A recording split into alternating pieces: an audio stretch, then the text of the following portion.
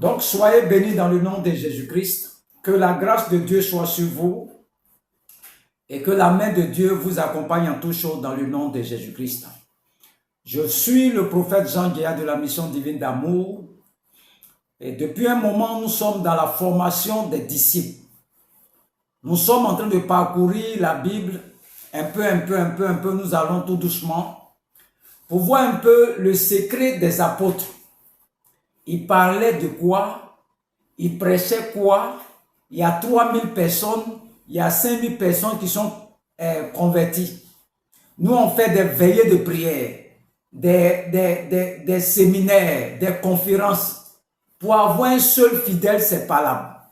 Quel était le secret des apôtres? De quoi eux, ils parlaient à leur temps? Et la dernière fois, nous avons commencé l'évangile pour voir un peu comment l'apôtre Paul, quel était un peu le secret de l'apôtre Paul qui a voyagé de pays en pays pour annoncer l'évangile de Jésus-Christ.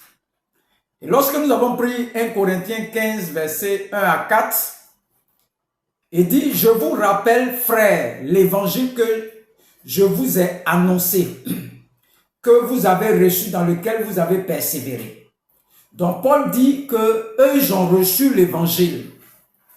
Il a reçu l'évangile. Lorsqu'il annonce l'évangile, il s'attend à ce que les gens la reçoivent. Lorsqu'ils la reçoivent, il faut qu'ils persévèrent. Le verset 2 dit quoi? Et par lequel vous êtes sauvés. Si vous le retenez tel que je vous l'ai annoncé, autrement, vous aurez cru en vain. Paul dit, c'est que eux, ils ont prêché là. Si tu retiens ça, tu es sauvé. Mais si tu ne retiens pas ça, tu as cru en vain. Il dit quoi encore? Le verset 3, je vous ai enseigné avant tout, comme je l'avais aussi reçu. Lui, il a reçu aussi, que Christ est mort pour nos péchés. Selon les Écritures, le verset 4, qu'il a été enseveli, qu'il a été ressuscité le 3e jour, selon les Écritures. Donc, Paul est en train de nous donner un secret des apôtres. Pourquoi à leur temps, il y a 3000 qui viennent, 5000 qui se convertissent? Il parle de quoi? Il parle de Christ qui a porté nos péchés à la croix, de l'ensevelissement et de la résurrection de notre Seigneur Jésus-Christ. C'était tout leur message qu'ils annonçaient de pays en pays, de nation en nation. Les âmes étaient converties. Lorsque nous avons vu 1 Corinthiens 1, verset 18, on dit la croix est une puissance. Lorsque nous avons vu Philippiens 3, verset 10, la résurrection est une puissance. Allez partout, faites de toutes les nations des disciples. Enseignez-les ce que je vous ai enseigné. Qu'est-ce qu'on t'enseigne dans ton assemblée? Tout ce qu'on t'enseigne. Jésus n'a pas porté nos péchés. Viens faire ton offrande et Dieu va te pardonner. Ce n'est pas vrai. Mais comme tu n'as pas la connaissance, tu ne veux pas lire, tu ne veux pas apprendre. Donc les gens nous manipulent. Et aujourd'hui, tout le monde est déçu dans nos églises. Ils sont déçus pourquoi? Ils n'ont plus la foi. Alléluia. Nous allons parcourir aujourd'hui un autre. On va continuer le verset 12 au verset 14. Il dit, or, si l'on prêche que Christ est ressuscité des morts, comment quelqu'un parmi vous dit qu'il n'y a point de résurrection des morts? Regardez la question qu'il pose. Alléluia. C'est-à-dire parmi nous, chrétiens là, il y a des gens qui croient que Christ n'est pas ressuscité des morts. S'il n'y a point de résurrection des morts, Christ non plus n'est pas ressuscité. Et si Christ n'est pas, le verset 14, si Christ n'est pas ressuscité, notre prédication est donc vaine et votre foi aussi est vaine. Alléluia. Vous voyez pourquoi notre foi ne fonctionne pas? Notre foi est basée sur le Christ, n'est pas basée sur le Christ vivant. Notre foi est basée sur le Christ qui est mort. La croix là, nous tous on a accepté la croix que Jésus-Christ est mort pour nos péchés. C'est bien. Il a pris votre maladie. Il vous a guéri. Il a pris toutes nos malédictions. Tout. Il a tout pris. Si tu t'arrêtes à la croix seulement, ce qui est plus grand que tout, vous n'êtes jamais arrivé là-bas. Vous n'allez pas aller là-bas. Jésus est mort à la croix. Si tu t'arrêtes là seulement. Les gens disent que la résurrection, c'est quand on va mourir. La résurrection agit déjà sur la terre. Sans la résurrection, la crucifixion n'a aucun sens. La mort n'a aucun sens. Tes malédictions ne sont pas prises. Ta pauvreté n'est pas prise. Et un mort ne peut pas sauver un autre mort. Quelqu'un qui est venu porter nos péchés, on dit il est mort. Donc quand ton évangile s'arrête à la croix seulement là, les péchés vont revenir chaque fois. Chaque fois, ma maman a péché. Mes parents ont péché. Parce qu'un mort ne peut pas sauver un autre mort. La résurrection agit déjà sur la terre. Ce n'est pas quand tu vas mourir que la résurrection va commencer. Non. Ce n'est pas quand tu vas mourir. Ta foi est basée sur un Christ qui est mort. Mais il n'est pas resté à la croix. Il est descendu de la croix. Il est allé dans le tombeau. Il est ressuscité. Est-ce qu'un mort peut nous sauver de nos péchés? Non. La résurrection agit sur la terre. C'est ça que le problème des gens. Les gens disent que Christ est mort. Vous allez comprendre maintenant. Christ est mort, n'est pas ressuscité. Donc, viens faire ton offrande et puis Dieu va te pardonner. Viens faire ton offrande de rachat et puis Dieu va te pardonner. Viens poser ton action et puis Dieu va te pardonner. Ça veut dire quoi? Ces personnes-là prêchent Jésus à la croix seulement. À la croix, Jésus est mort. Un mort ne peut pas nous sauver. Donc quand quelqu'un te dit, viens poser ton action, ça veut dire cette personne-là, lui c'est Jésus à la croix qu'il prêche seulement. Parce que si Jésus-Christ est ressuscité, le prix est payé. Donc on ne prêche plus Jésus ressuscité, mais il y a des gens parmi nous qui ne croient pas à la résurrection, qui ne croient pas que Jésus-Christ a porté nos péchés, Jésus-Christ a pris nos malédictions, Jésus-Christ s'est fait pauvre pour nous, il a porté nos péchés, il a fait grâce de nos offenses, il a jeté ça dans la mer de l'oubli. Donc les gens sont dans l'évangile de Christ à la croix. Mais Christ à la croix ne peut pas nous sauver. Il est mort. Il a porté ton péché. Il a fait grâce de tes offenses. Il a jeté ça dans la mer de l'oubli. De par son sang qui a coulé, il t'est réconcilié avec le Père. Il t'est réconcilié avec les Juifs. Il fait tomber le mur de séparation. Il anéantit la loi de Moïse. Donc quand l'évangile est concentré sur Christ à la croix, tes péchés ne sont pas, vont revenir chaque fois. Chaque fois, ça revient. Les péchés reviennent. Non? Parce qu'un mort ne peut pas payer le prix d'un autre mort. Nous étions morts pour nos offenses. Et Jésus-Christ vient mourir à la croix. Si Jésus-Christ reste à la croix, le prix n'a pas été payé. Voilà pourquoi ces prédicateurs qui vous parlent d'offrande de rachat, offrande d'autel, ils vous ont limité à la croix seulement.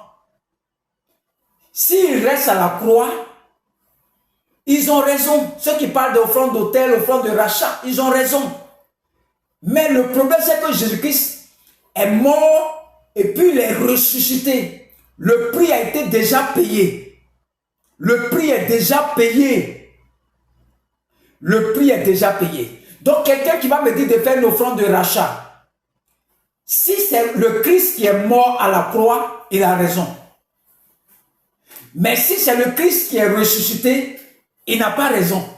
Parce que le Christ ressuscité a porté mes péchés, les péchés de mes parents, mes malédictions, mes souffrances. Il a payé le prix pour moi. Mais quelqu'un qui est resté sur la croix, dans le tombeau, il n'est pas ressuscité. Tout ce que les prophètes disent là, c'est la vérité. C'est un évangile qui est incomplet. Et ça ne te rend pas libre. Parce qu'après, le péché va revenir. Le péché que Dieu a jeté dans la mer de l'oubli va ressortir de la mer de l'oubli. Chaque fois, tu vas te souvenir de ça. Voilà pourquoi toujours tu demandes pardon. Seigneur, pardonne à mes parents. Seigneur, pardonne à mes parents.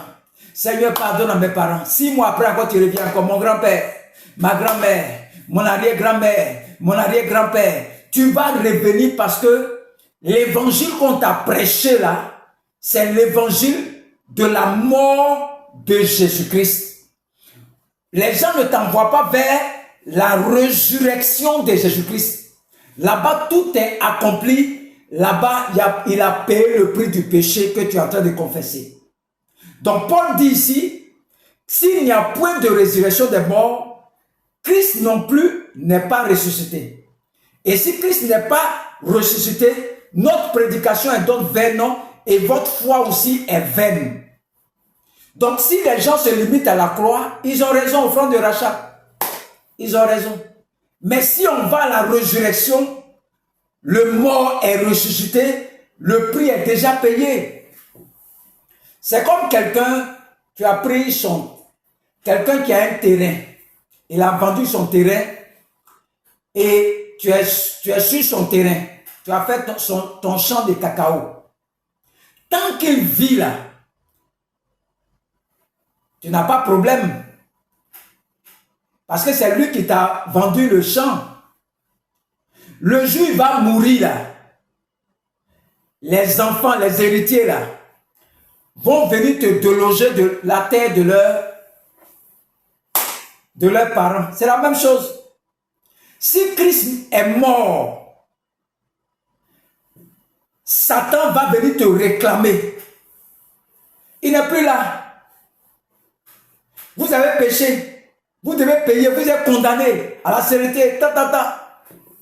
Mais on te dit que Christ est ressuscité. Donc tant que Christ ressuscité vit, Satan n'a plus le droit de te parler de péché encore. Donc il faut savoir, le prédicateur là, il prêche la mort de Jésus-Christ ou bien il prêche la résurrection de Jésus-Christ. Je peux t'envoyer à la croix la mort de Jésus. Offrande de rachat, c'est normal. Tu dois payer le prix, tes parents ont péché. Donc, Paul dit, s'il n'est pas ressuscité, notre prédication est vaine. Les offrandes de rachat vont rien t'apporter. Chaque année, tu vas faire, chaque 3 mois, chaque année, tu vas faire. Offrande d'autel, tu vas faire ça chaque fois. Ça ne va jamais te libérer. C'est à cause de ça que Jésus-Christ est venu. Il est mort.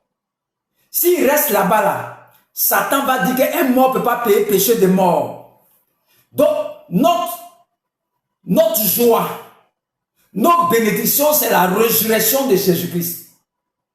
Maintenant, j'ai payé le prix, je sors de prison. Tu ne peux plus leur faire quelque chose. J'ai déjà payé le prix. Vous êtes libre, allez-y. C'est la même chose. Quand on t'envoie dans l'offrande d'autel, l'offrande de rachat, on t'amène à Christ qui est mort. Il n'est pas ressuscité. Donc, c'est normal que les péchés vont revenir chaque fois. Ma maman a péché, mes parents ont péché. Ça revient seulement. C'est comme ça. Satan va te cribler de balles. Parce que tu ne crois pas à la résurrection du Seigneur Jésus-Christ. J'interpelle quelqu'un ce soir. Tu as vu comment on fait pour attraper les mauvais prédicateurs? Si tu ne suis pas la formation là, tu ne vas jamais savoir qu'on prêche la mort de Jésus et puis la résurrection de Jésus. Tu ne vas jamais savoir ça. Tellement la prédication est tellement bien préparée pour toi, on t'envoie toujours à la croix, à la mort de Jésus. Parce que la mort de Jésus-Christ, un mort ne peut pas payer le prix d'un autre mort. c'est quelqu'un qui est ressuscité, qui a payé le prix pour nous.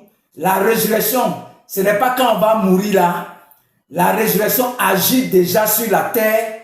Voilà pourquoi toi et moi aujourd'hui on est chrétiens. Le prix a été déjà payé. Tant que tu ne crois pas à ça, Paul dit ta foi est vaine.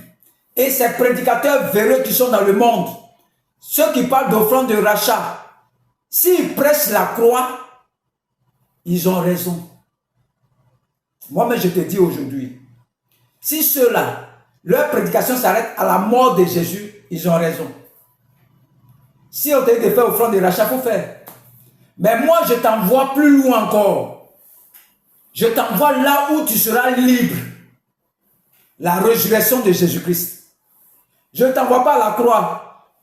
La croix là, c'est bon aussi. Mais je t'envoie à la résurrection. Tu es libéré une bonne fois pour toutes. Quand Christ m'a montré ça, moi je suis libre. Si tu veux, il faut croire ce que tu veux. La croix, la mort de Jésus, il n'est pas resté là-bas. Il est ressuscité, le prix est payé. Je n'ai plus droit à faire l'offrande de rachat encore. Je ne fous rien avec ces choses, les hôtels, les quoi. Je ne fais rien avec ça. Le prix a été déjà payé. La résurrection. Regardez le verset 2. Il dit, or, si l'on prêche que Christ est ressuscité des morts, comment quelqu'un parmi vous dit-il qu'il n'y a point de résurrection des morts? C'est ceux qui prêchent la croix là. Ils vous envoient toujours à la croix. Parce que tu as fait offrande de rachat, offrande d'hôtel, oui, tu as telle offrande à faire, je vais prier pour toi. Ça, c'est la croix de Jésus. Les péchés là vont revenir chaque fois. Moi, je ne t'envoie pas là-bas, je t'envoie plus loin pour que tu sois libéré totalement. Que Dieu te bénisse. Nous sommes dans cette série de formations, ça vient de commencer. Reste à l'écoute, c'est le premier enseignement. On va décortiquer ça au verset 20 pour que tu saches comment les attraper. Alléluia. Que Dieu vous bénisse. On se retrouve dans quelques temps, on va continuer le message encore. Que Dieu vous bénisse au nom de Jésus. Amen.